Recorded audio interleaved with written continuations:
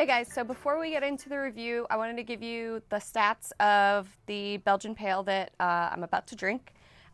So this one turned out much higher than I expected, so it's kind of why I want to get into the actual measurements we got and everything.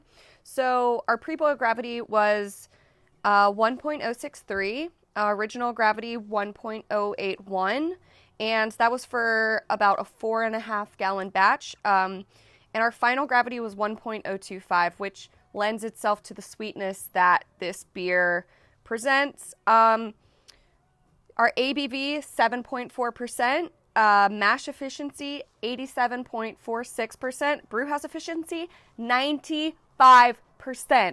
I don't know how we did it. I mean, other than that, I don't know how much you can glean from all the numbers I have in my Brewfather app, but you know, we basically beat our efficiency by 28% versus what we estimated. So yeah, it's really a lot higher than it was. It was supposed to be 5.1% originally, so we're up like 2.4%.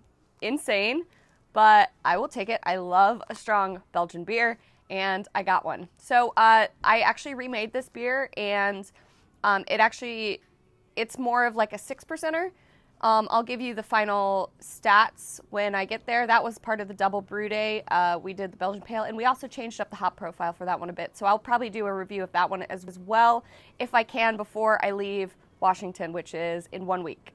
Hey guys, welcome back. So I'm going to review my Belgian Pale that I made when I first got to Bremerton today. So I brought very little ingredients with me. Caramel 10, honey malt, Julius and Tropica hops, and some lemon zest. So it's really simple. It hardly hopped at all. We ended up with a higher gravity than expected. It ended up being about 7.5%. It was going for 5.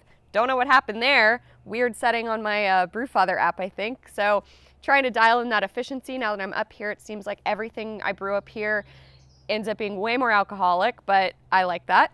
So let's get right into it. I actually had to throw a growler together from my neighbor's house. We have it in a keg on their kegerator system, so I had to walk next door and grab a growler. I wanted to get some before it's all gone.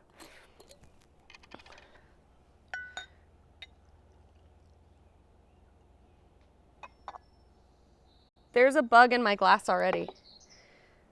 Get out.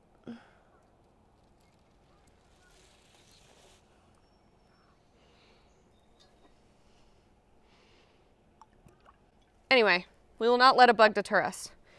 Okay, so I'm actually really pleased with this beer. I've already drank some, obviously. So this is 2 weeks old, and it is such a beautiful, like orangey straw color, bright white head. The head, it could use a little more bubbles, but like, you know, it's been in a growler since yesterday, so I'm not worried about it. It is hazy. It has not been fined at all. I have barely been cold crashing. It's only been on tap for I think 3 days. So it keeps getting better and better. We tried it like exactly 2 weeks from when we brewed it, and then it's been basically like 2 weeks and 3 days. So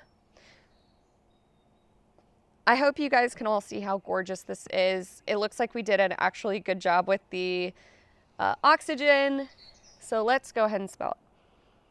So for the aroma, I'm definitely getting that Belgian yeast ester scent, the super fruity, estery kind of scent that you just associate with Belgians.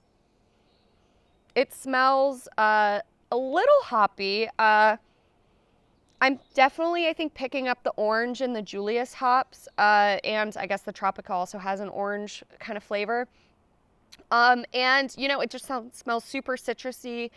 It's really lovely smelling. It's a cross between like a lemon rind and then a fresh squeezed orange. Oh, it smells great. It almost, the scent almost reminds me of Lost Coast's Tangerine Wheat, which is one of my all-time favorite beer, but they actually put tangerine in that, whereas this is all from the hops and the lemon peel. So let's go ahead and do flavor.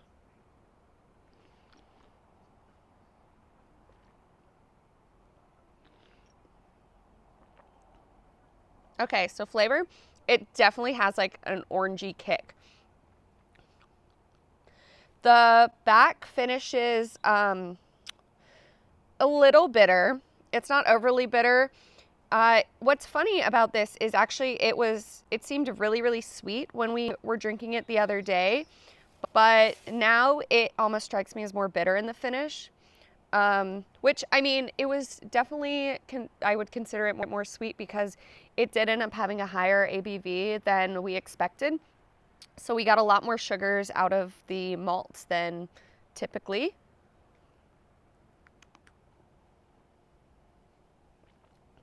Now I'm getting more sweetness.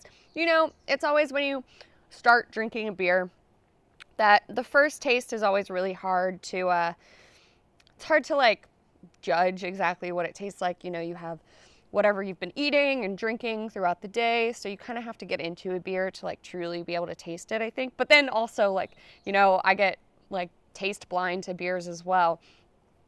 So I'm really picking up the bitterness from the hops in this. Not dry hopped at all. It was only bittering hops, pretty much. But I typically do hops a later addition.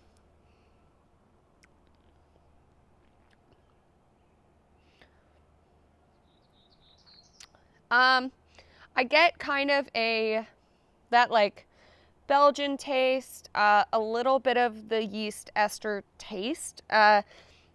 Like, you know how like a wheat beer can taste yeasty. I get that a tiny bit. If I got that a bunch, I would not like this beer, but it's so minute that it really doesn't bother me. I really can't stand the taste of yeast. Used to be super into wheat beers, used to be super into Belgians, not anymore. And you know, we're in Washington, so the temperature here has been pretty consistently in the 60s. And this was fermented in my neighbor's like closet under his stairs. So that probably stayed like mid 60s. So if we wanted to increase the yeast taste or the esters, we could just raise that temperature, you know, maybe throw it by the hot water heater or something.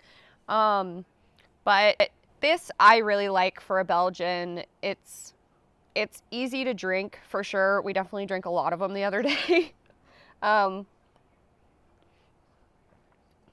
The mouthfeel is a little fluffy.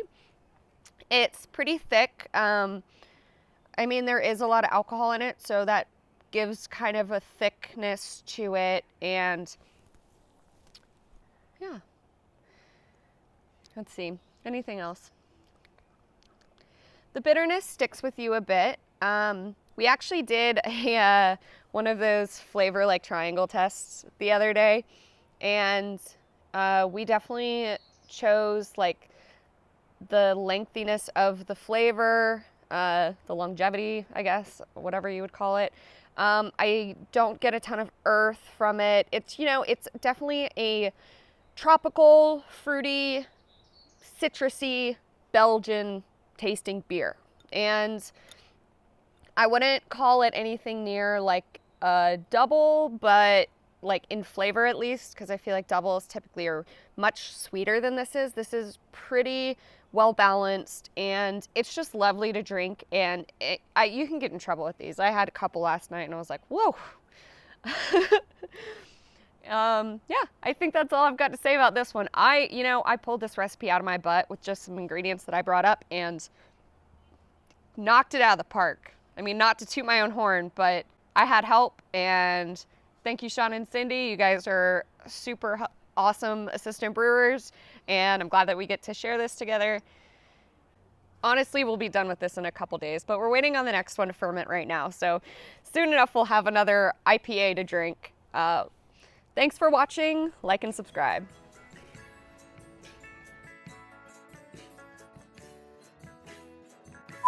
Reed, the bounce is gone. It blew away. It fell again. I'm gonna say fuck it. It felt, it like shifted. As soon as you walk away, it shifts every time. Is this okay? And you really gotta hurry up. I'm sorry. The bounce falls every time I start. I could have been done 45 minutes ago. Don't blame the bounce, Sarah. I'll blame you. Only an amateur blames their gear. You're setting up the garbage bounce.